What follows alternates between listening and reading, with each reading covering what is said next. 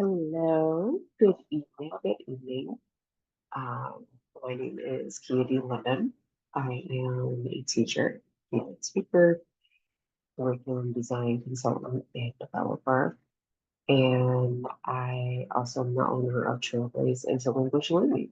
So thank you so much for joining me this evening, y'all.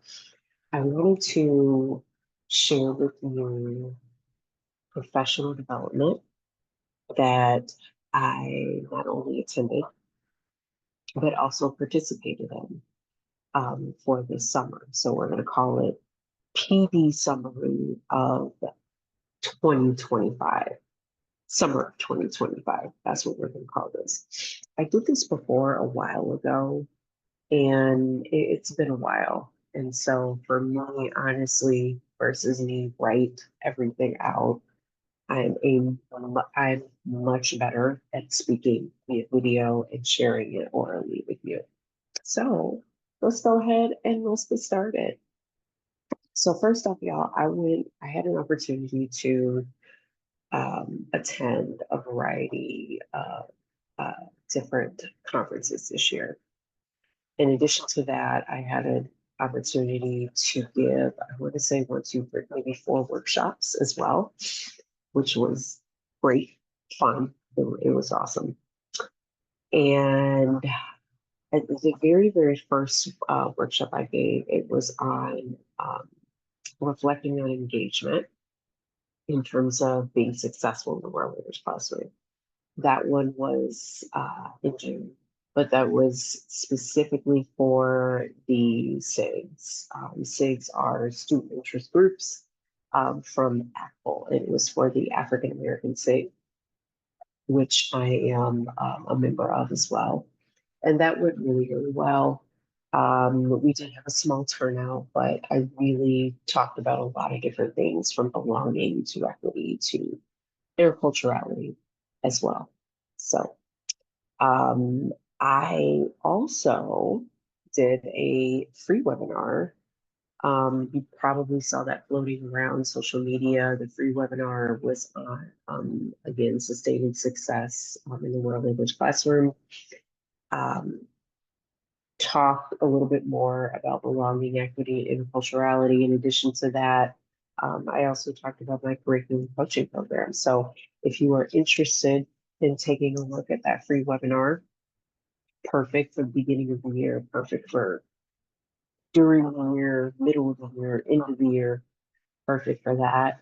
Um, please feel free to either comment or email me directly, and I will be happy to send you that free webinar. So that was my June, I want to say. That was in June. Okay. Also in June, had an opportunity to go back to Comprehensible Iowa. Um, I don't know if you know about Comprehensible Iowa, but it is uh, I call it a regional conference, very cozy, kind of small knit conference that happens every year in Iowa. Previous years, it's been in Gilbert. And then this past year, it was in Des Moines. And so I go every year as a previous Iowan. Yes, I went to the University of Iowa and graduated from there. We won't say when I graduated from the University of Iowa. We don't leave that one alone, y'all. Um, but I enjoy going. The people are great. I've made incredible friends there. And it's always like coming home to like a family reunion. I also, not this year, because I know this year, the keynote speaker was La Maestra Loca, Annabelle Williamson, who happens to be a friend of mine. Um, but last year, I had a chance to keynote there as well. So I'm going to share some takeaways, some reflections that I had from Comprehensible Iowa. And then from there, I'm going to talk about the the two virtual conferences that I attended as well as facilitated. And then that'll be it, y'all. So let's go ahead and get started. So first off, this is what I want to say, and I for the Comprehensible Iowa conference this year, it was wonderful. Um, I was an exhibitor there, so that was great. Um, I'll talk a little bit more about my raffle for giveaway. Actually, no, I'll mention it now. There were a couple of teachers. One teacher won and when I say our, AC Quintero and I, we have a magazine publication called Las Voces de Versus de la Diaspora, centered in on African heritage and African communities, African people within the Spanish-speaking communities and regions. And so right now we have 9 editions that are out. And so one of the teachers won the digital, the 9th edition about India Moore. I was able to give that out, which was great. And so I had another teacher that won a raffle as well. And the third teacher, I threw in a 3-month free subscription to my curriculum coaching program. The name of my curriculum coaching program is called Leading Through Belonging, Equity, and Interculturality. And so the third teacher that won, she's so excited. She happens to be an author, a teacher of the year, and an ACTFL Teacher of the Year finalist as well. Her name is Theresa Jensen, and she's going to be joining our cohort hopefully this fall. So really, really excited about that. I'm trying to do more giveaways. I feel like for me, it's a little bit more easier for me to do it in person at conferences. Because there's online, there's a lot of stuff going on. And also, y'all, I'm still teaching in the classroom full time too. So maybe, hopefully, I'll get around to giving some giveaways away online. But if you are going to be at any conferences coming up the fall and spring, I might be able to connect as soon as I have some dates as far as which ones I'm going to be attending. And there we will have an opportunity to get in the raffle for my giveaways. So yeah. Okay. So Comprehensible Iowa was wonderful as always. La Maestra Loca, Annabelle Williamson. One thing that I really took away with that from her keynote was joy, right? And I know I touched on joy at my previous keynote last year when I was there, but really thinking about and remembering the why. And I'm not saying that to be sarcastic, but I'm, being serious. And I know for me, the joy I get with um, facilitating and or teaching a world language is seeing the light bulb go off in my students and seeing them grow. Like I love seeing novice learners shoot for the moon and grow and develop. And for me, if you are leaving my classroom with something, I'm not asking you to totally fall in love with, Spanish or anything like that. Or if you're interested in another language, that's great. Carry that with you. But when you leave in my classroom, I want you to be able to look back on the experience that you had, whether or not we connected through, sports or your interests or um, just even like in terms of just like the love of the language. So yeah, so that was awesome to hear. And thank you so much, Maestra Loca, for that. Okay. So other sessions that I went to, y'all, and I'm gonna pull them up. We're just gonna be real. Yep, here we go.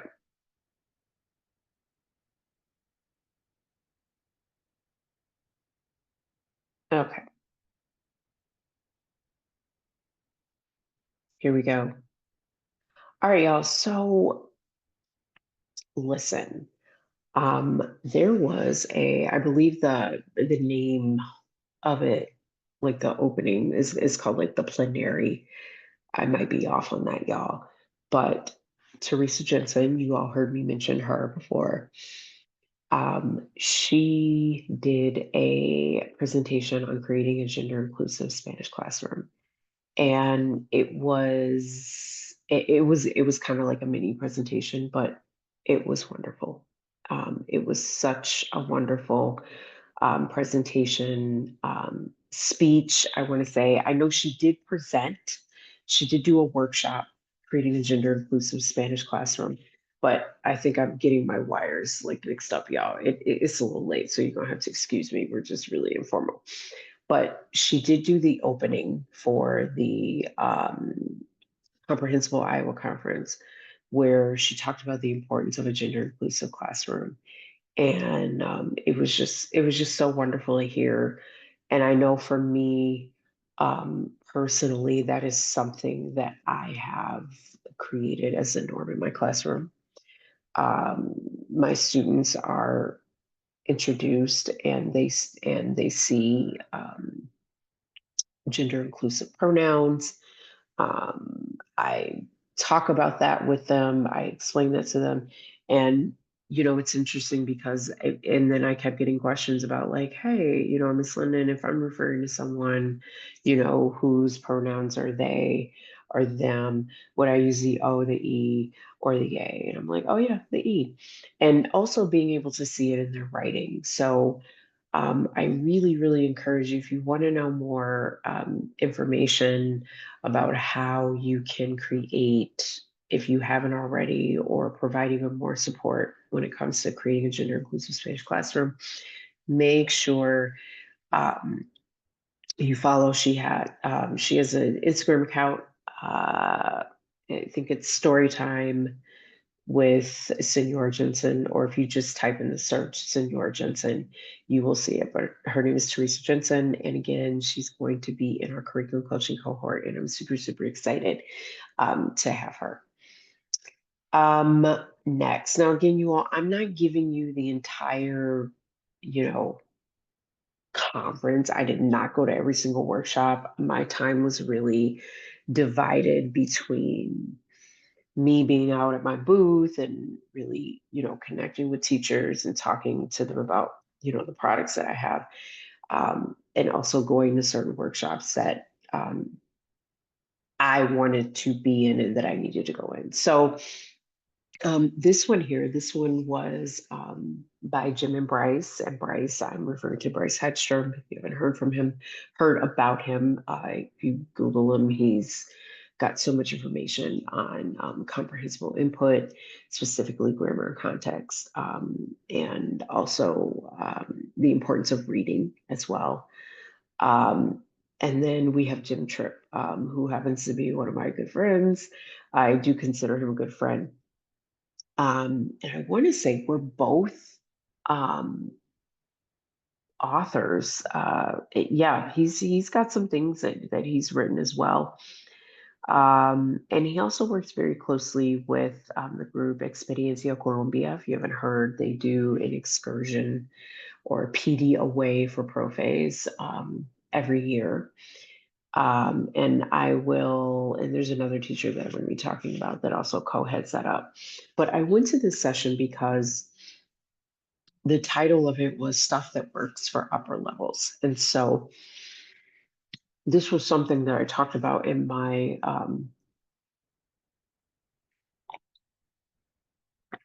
there we go. This was something that I talked about in my workshop recently. And I did have a teacher reach out to me about this.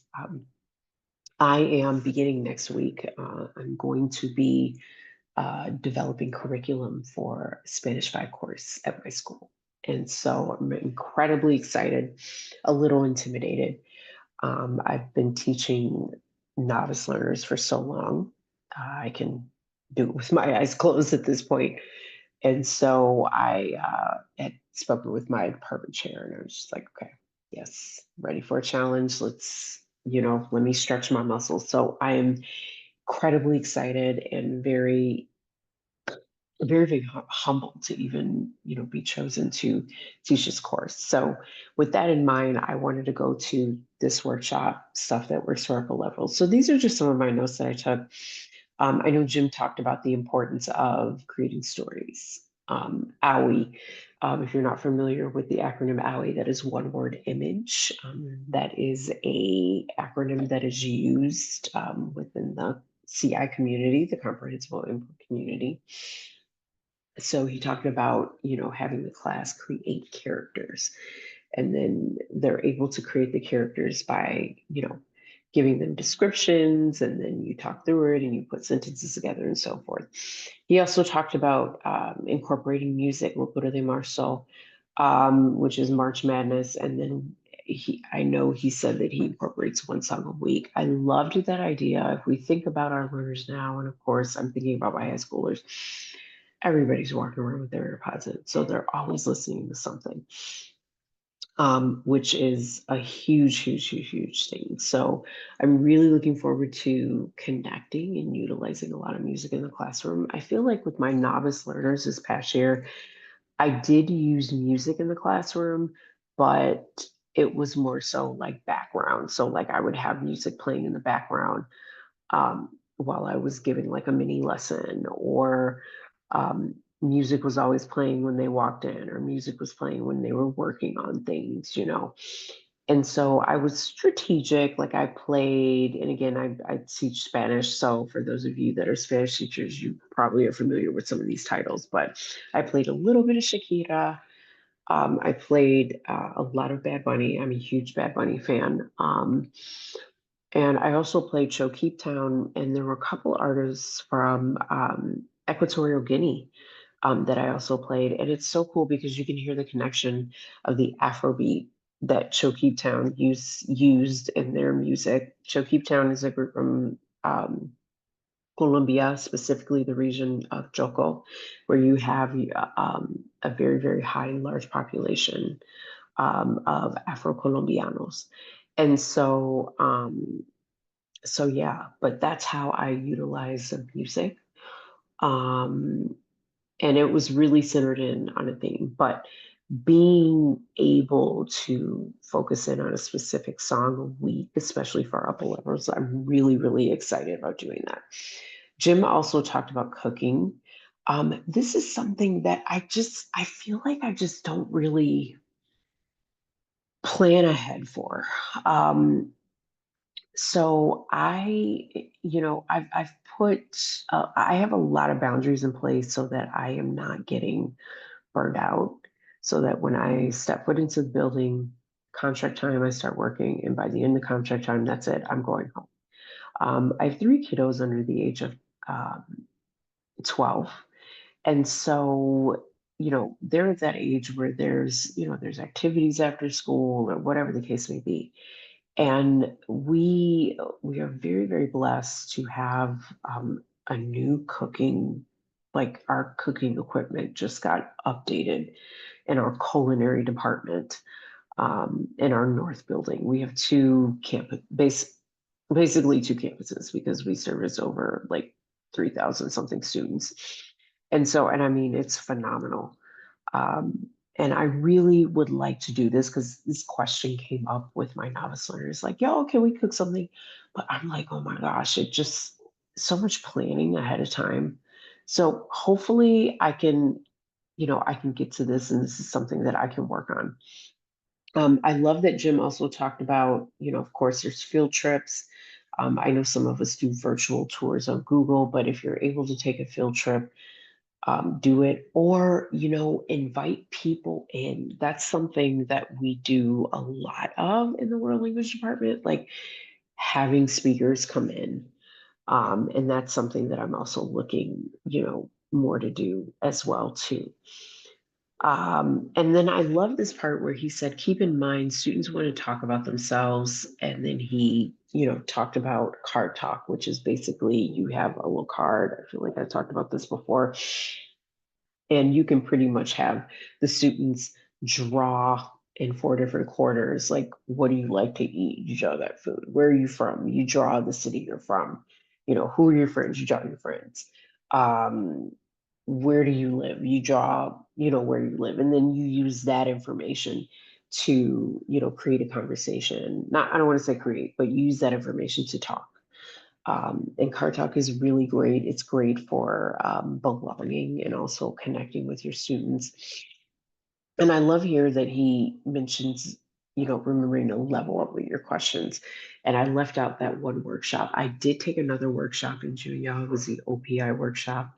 The OPI centers in on oral proficiency for your students. If you have not had a chance to take that workshop, and I know that it is expensive, okay, it is worth it. So if you are with the department and if you're able to write a grant or you have a department chair that can apply for a grant, you want to do it. It will really solidify a lot of things and it will really help you not only further understand the ACTFL subcategories of the levels of proficiency, but also it'll give you insight into like, okay, how can I move my students to the next category? How can I move them from novice to intermediate? So highly recommended. That was the other workshop I attended in June. It was phenomenal. It was great.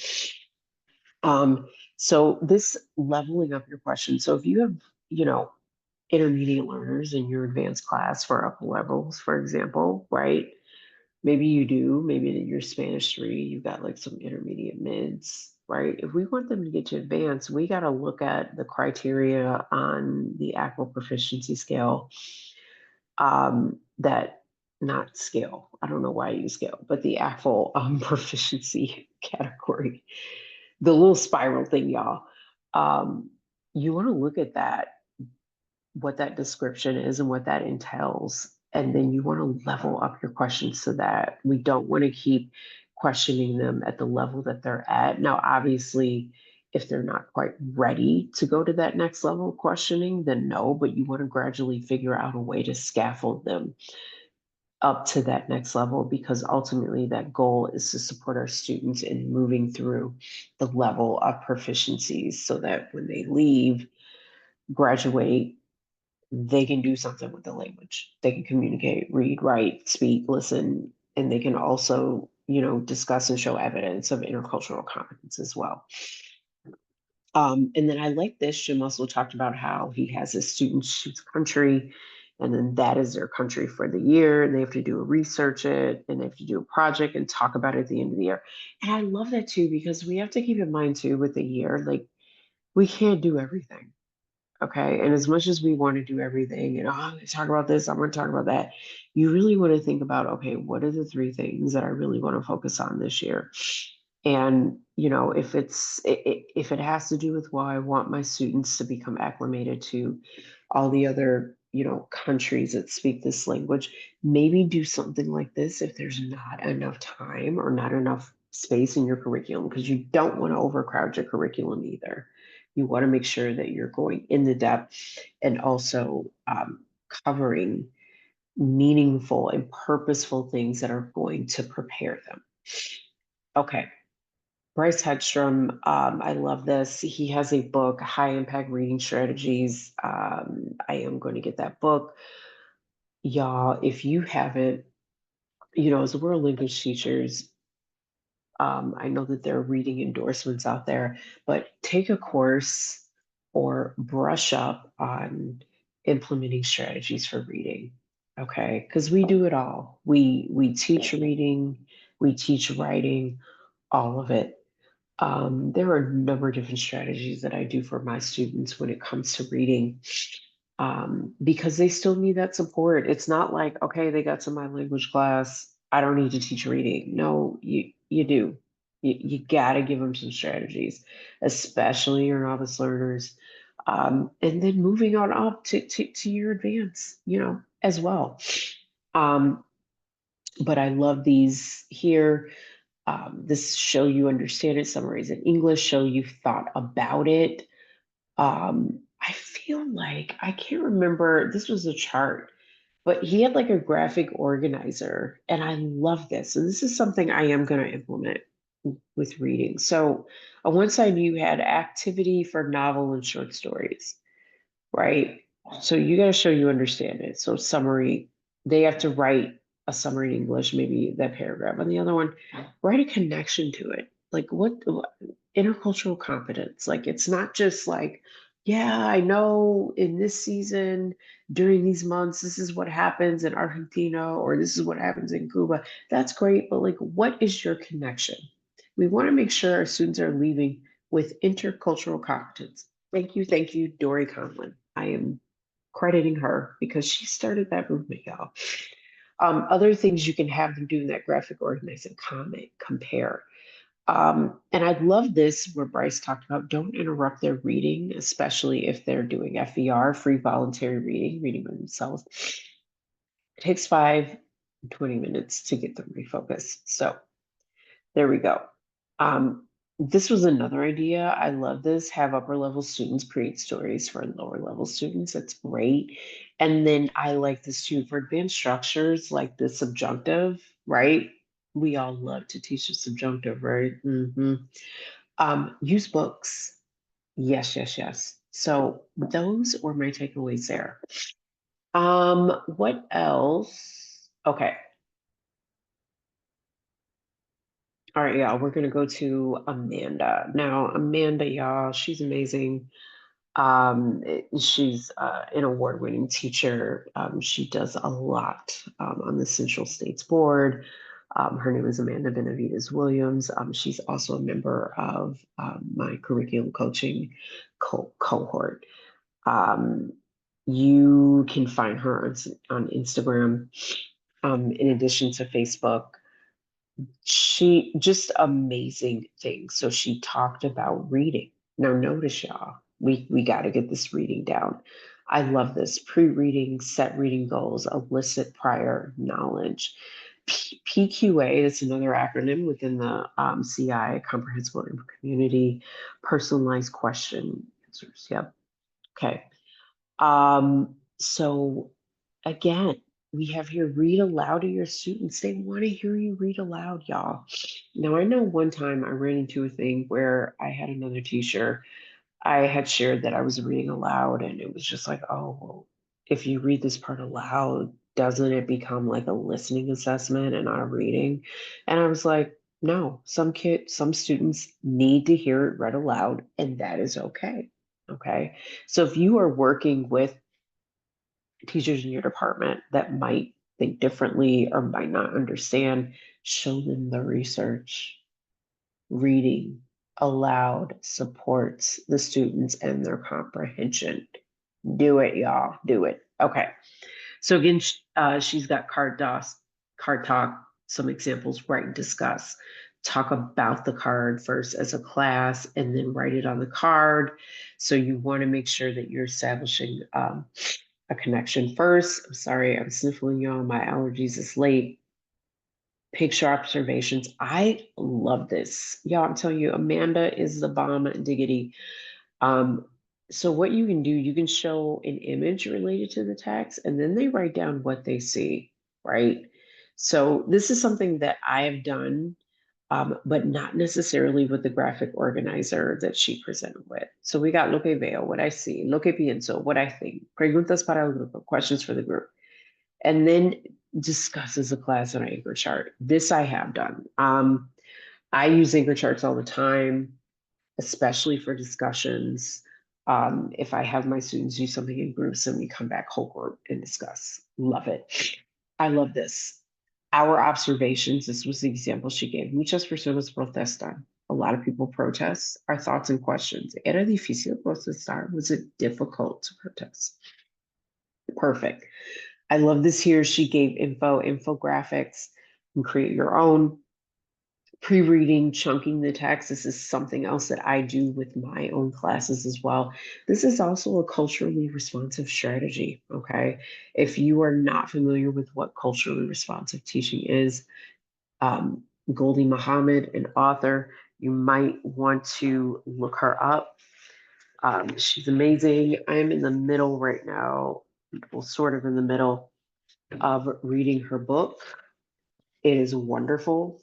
I read a little bit at a time. It's called Unearthing Joy, forward by Pharrell Williams. For those of you who don't know who Pharrell Williams is, he is a producer, also singer, and I want to say creative CEO of Louis Vuitton. Okay. Anyway, that was my fashion and my preference falling in. Yes, y'all, I love purses, especially Louis Vuitton. Um, and this one here, a guide to, I don't know if you can see it. We're kind of, okay, can't really see it, but a guide to culturally and historically responsive teaching and learning. Unearthing Joy, you want to get it. Okay. It's phenomenal. It's an easy read. And I like to take my time while reading things like this so I can break it down, really think about it, really like, okay. Um, Make a prediction, play a vocab game. Yes. Annotating the text. This is so important. And I'm going to talk about how another teacher presented on how you can annotate the text, including highlighting with different colors. Like this is intentional. Like I was using some of these strategies. Like I would have my students highlight words, highlight everything that they understood, and then leave everything else blank. And for some of them, it was just like, it was a new thing for some of them. Like they just couldn't. But then what I found is that the more reading we did in our class, the more I would see little notes in the margin without me even having to tell them. And those are the kind of habits that we really want to produce with our students. So yes, y'all. Amanda Benavidez-Williams. Okay. Moving on, I'm going to close this out. No, not yet. I'm going to come back to that. Oh, we talked about that. Okay. So also at Comprehensible Iowa, uh, I did a session on successful scaffolding for novice learners. This one really was about making sure that we are laying the foundation for our novice learners in class. So novice learners, I'm referring to like Spanish 1, maybe beginning of Spanish 2, they're at that novice high, right? So I'm just going to give you a tidbit, just a snippet of what I have here, of what I talked about on my workshop. So classroom setup, allowing time for processing, repetition, visuals, memorize phrases, chunking. We just talked about chunking. That's a cultural responsive strategy.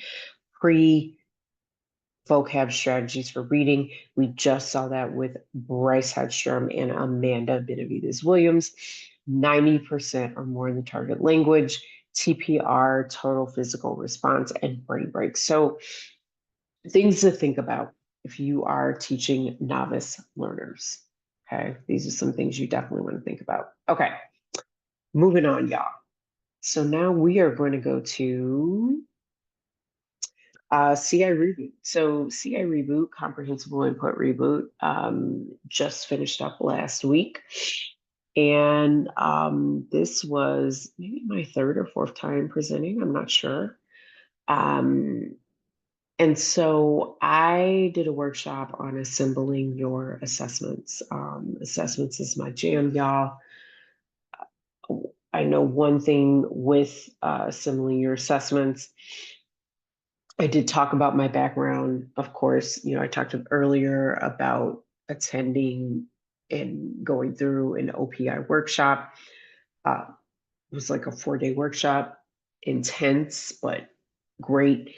And also Apple, which is the Apple assessment of performance toward proficiency in languages. So I was an Apple item writer years ago. And so with the similar assessments, I really gave some tips on not only how I grade, but also how I grade and align that with um, levels of proficiency, but also the different types of assessments that you can have for comprehensible input. One of the things that came up, this is actually from AC Quintero's and I's magazine publication, Voces Diversas de la Diaspora. So, you know, different things here. So this is, you know, if you have a picture, the text, you can have the students write in the target language in their own words, like what's going on in the picture. There's true, false. There's also putting things in order. Something else, drawing that I talked about as well as an assessment.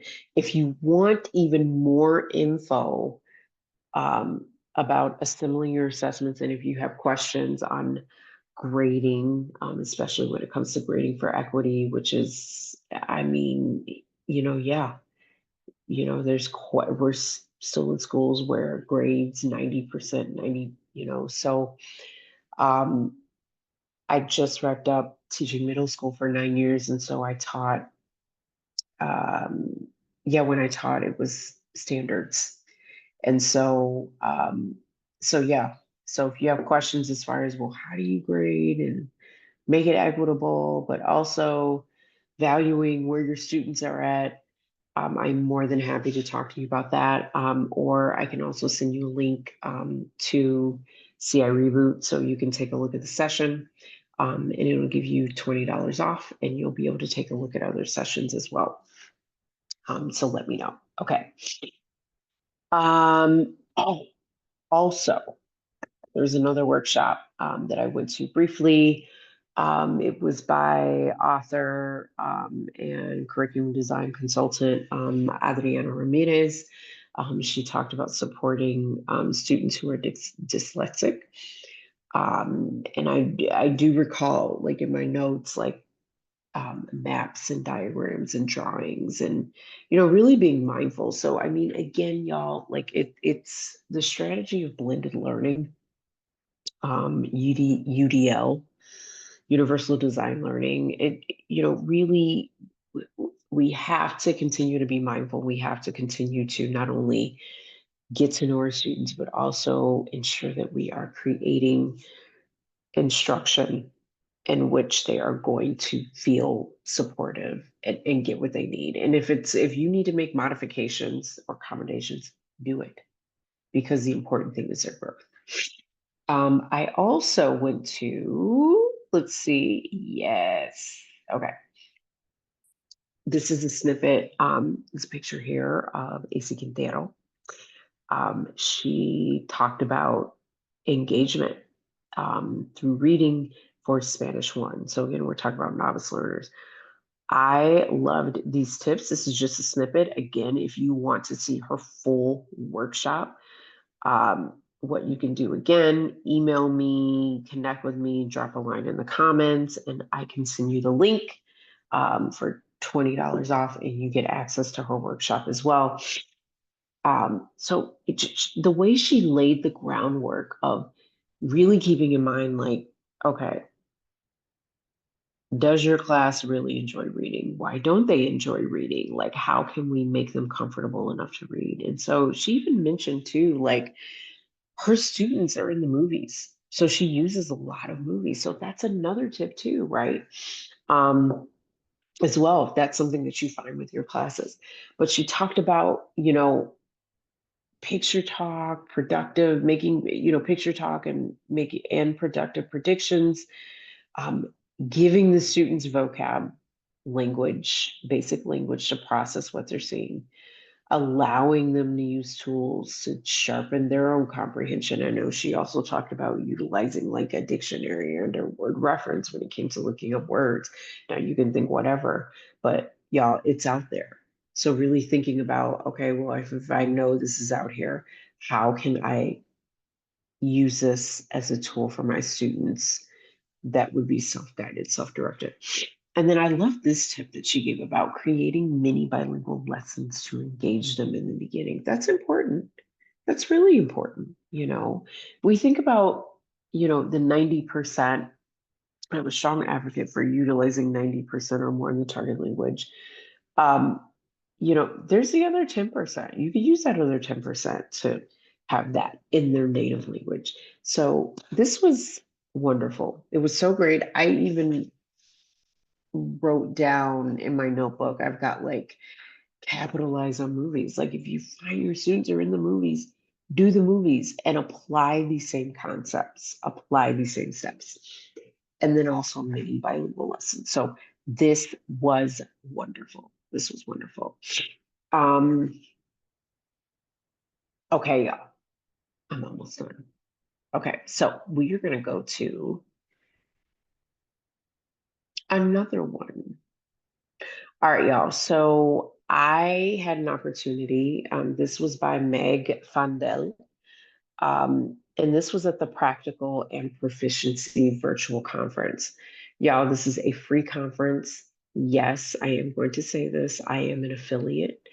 If you are interested in a free ticket so that you can get access to all 34 presentations, plus even more recordings, drop a comment and I will send you the link. This was an amazing conference. Mine, I did more of like an interview setup where I talked about creating a foundation and supporting students to communicate in the target language. And I went to Meg's session and I loved it. It was just so holistic. And she really talked about just little tweaks that we can make in the classroom to really have smooth, not only smooth transitions, but smooth routines. And I loved this. The 10 to 2. So 10-minute teaching, 10 minutes of a mini lesson, 2-minute review. And she even modeled it like in her presentation, right? So she's got stand-in process, write, draw 2 important words, think, pair, share, talk it out with the partner, act a story. Those are examples of the 2-minute review, right? And I love this because you are repeating. So after you do your 10 minutes of a mini lesson, right? Do a 2-minute review. What is your 2-minute review going to be with your students? Are you going to have them write or draw 2 important words? Or are you going to have them do a think, pair, share? I know think, pair, share is my favorite. Or are you going to have them talk it out with the partner? But I love this. This was so great. I had a chance to participate on the panel. So many wonderful experts, so much wisdom. Again, y'all, if you want the free tickets to this conference, I got it. I can drop the link. Let me know. So many other presentations. Super quick, I am going to share that I did go to, and I think I'm done sharing, y'all. I'm going to stop sharing. Okay. So last but not least, I did have an opportunity. I did go to Profe Zulita. Profe Zulita, her name was Courtney Jackson, and she talked about, I want to say the theme was about fun, like making language fun. And reading came up again. So y'all, I've now mentioned reading at least 3, 4 times. So this means we need to focus in on reading. And she talked about stoplight reading. So where you have the students highlight with 3 different highlighters. So you give them a text to read. Okay, obviously background knowledge first. We talked about the previous strategy. Green, highlighting green what they understand. Maybe yellow is like, I think I know it, and red is like, I don't know it. And then that way, as she was stating, as you're walking around while your students are doing this, you can jot down, okay, I need to go over this word. I need to make sure they know this word. These are the words that my students don't know. These are the words that my students are struggling with. There you are. So you don't need to give them like, okay, we got to learn 30, 50 vocabulary words at once. And yes, y'all, I said it. Don't do that. Break it apart. Definitely break it apart. Make sure you get that background knowledge and also give them a short text to digest first so you can find out what they know. You might not even have to talk about all that other vocabulary because they might already know it because you've already mentioned it or you've been applying it in your classroom through proficiency centered activities. There you go. Okay. The other thing I like to, she talked about anotar con símbolos, so annotating with symbols. So I know I talked about the importance of annotating the text, but annotating with symbols, um, maybe a circle next to, oh, I connected with this, what the character is saying. A triangle, maybe a triangle next to, yeah, I didn't really like that. A square, maybe next to something that was exciting. So then that way, I don't know, maybe you can say like, okay, take a look at your circles. I want you to share with your partner what was What did you connect with based on what you circled? Um, it was just so great. It was so great. There were so many things. So that is what I have to share with you. I feel like this was long-winded, but this was my summer professional development. So again, as a recap, if you want the link to CI Reboot, I'm more than happy to send that to you and you get $20 off. Just let me know. Comment or either email me or whatever. If you want the link to the free Practical and Comprehensible conference that I just talked about, where you can see 34 plus and even more, please feel free to comment and or email me and I can send you the link. And then of course I did do a freebie in June where I talked about sustaining engagement for the world language classroom, and I'm more than happy to send that to you. And I think that's pretty much about it, y'all. So again, thank y'all so much for tuning in. I hope you were able to get a little bit from the PD summary as well as the different conferences, and hopefully you will be able to attend them. If not, watching recordings this summer, but also for next summer as well. I do want to say the Comprehensible Iowa Conference, that is an in-person conference. But the Practical and Comprehensible and the CA Reboot Conference, those are both virtual. So thank you all so much for tuning in. Please share, like, and please stay tuned for details that I have with Trailblazing Language Learning. And I will talk with y'all later.